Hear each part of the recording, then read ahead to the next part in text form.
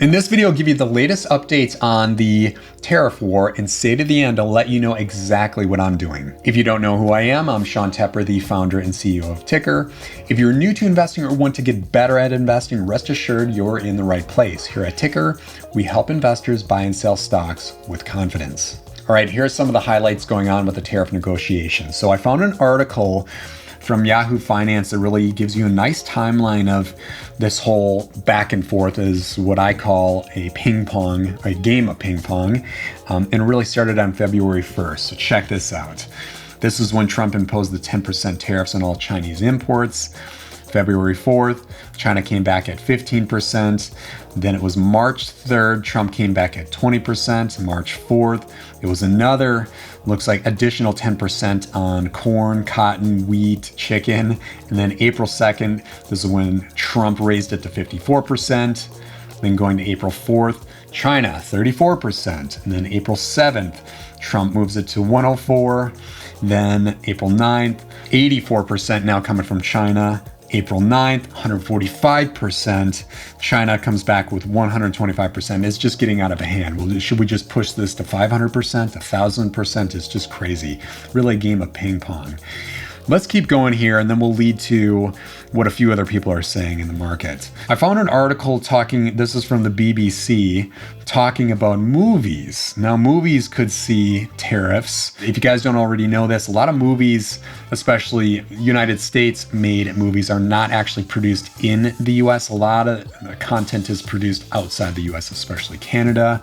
A lot of content produced in Europe and the UK. It just gives an opportunity for tax benefits. Well, if these tariffs go into play, a lot of the content we enjoy on Netflix and Prime, Hulu, HBO, the list goes on, there's going to be less of it because it's going to be a lot more expensive to produce and obviously make a profit.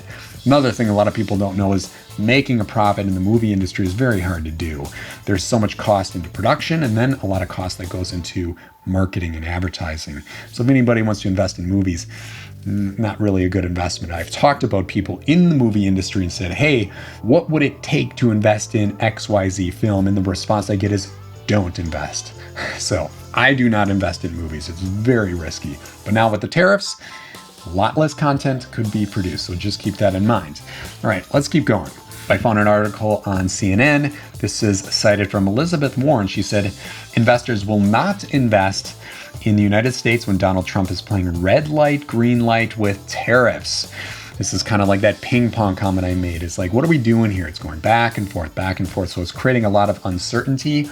And then I found an article from CNBC. This is highlighting Ken Fisher. If you don't know him, he owns one of the largest investment firms in the country. They have close to 300 billion, not million, 300 billion in assets under management.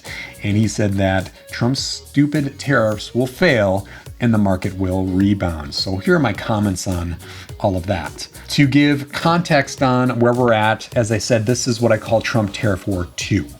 The first one, Trump Tariff War 1, was between September 17 through March of 18. The market went down about 7% over about 6 months. And semiconductor stocks, they took the biggest hit. They were down about 30%. I know this because I was investing at AMD at the time, and I could not believe how far this stock fell, but it created a big stockpiling opportunity, which is essentially a big buying opportunity. And that's exactly what I did. And that year, my returns were about 80% because I decided to buy when the market went down. Well, Trump Tariff War 2, same situation. We're seeing all these stocks fall even more than Trump Tariff War 1. And to me, this is a huge buying opportunity. Now, to kind of emphasize this opportunity or give you context a little further, there have only been, over the last 100 years, there have only been 17 bear markets or recessions with an average downturn of 10 months. That tells us that when events like this happen, they do not happen for long. So the wisest investors out there are using this opportunity to buy more. In my case, I'm trying to be wise.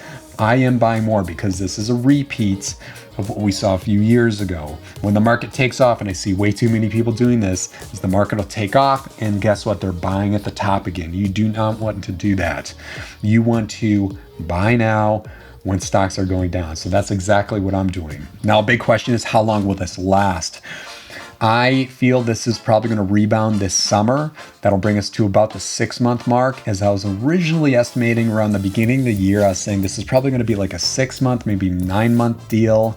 That's when I see Trump, this 90-day cool off he announced, that's allowing him to switch his direction, switch his focus to something else. I know tariffs are still big now, but I do see him starting to change his direction to something else. When that happens, the market is going to take off. I don't feel like a lot of these tariffs are going to go into place, maybe some, but I really don't believe most will. Kind of what Ken Fisher was saying, he's saying this is going to fail.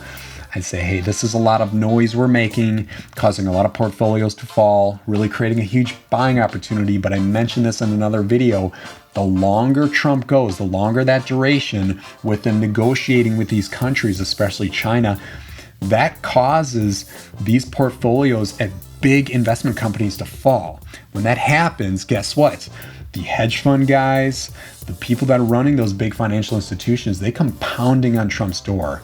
What the heck is going on here? And how are you going to resolve this? And some of these people did support Trump in the last election. If he wants continued support, he's going to have to make some changes here, really come to a conclusion with the tariffs. And in my opinion, it's going to probably end up like the first negotiations, which nothing went into place. It was just all this noise over 6 months, nothing happened.